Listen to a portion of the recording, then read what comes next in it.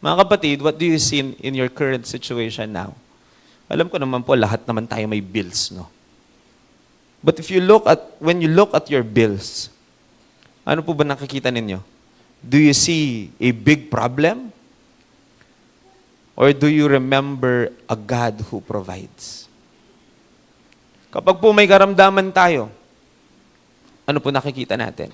Kawawa tayo? Paano na kaya? O naaalala mo na may Diyos kang mapagpagaling o nagpapagaling ng ating pong karamdaman? Kapag po nakakaranas tayo ng rejection, paano natin tinitignan yun? Nakikita po ba natin yan as ending ng lahat? O do we see God's redirection?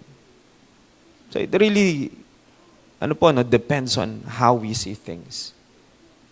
Kadalasan po, kapag nakita ng ating physical na mata, doon lang tayo magfo-focus, paghaharian tayo ng takot.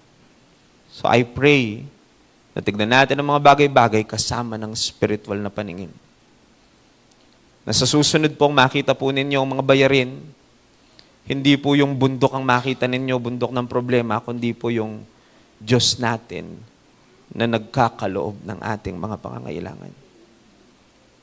What do you see in your current situation? Paano ba natin ito tignan? Kasi po mga kapatid, yung takot, it will blind us. But faith, ang pananampalataya po will help us see or look beyond yung mga bagay pong ito. Though alam nating merong ganyan, pero wag itutok ang ating mata dyan. Itutok po natin ang ating mata sa Diyos na alam nating tumutupad sa Kanyang mga pangako. Hindi po mahalaga kung anong nasa harapan natin. Ang mahalaga kung sino ang Diyos na kasama mo. At kung kasama natin ang Diyos, ano ba talagang dapat nating ikatakot? Palagay ko po yan ang laman ng isip ni Caleb at Josue. May mga higante. Pero ano ba naman ang mga higanteng yang kasama natin ang Diyos?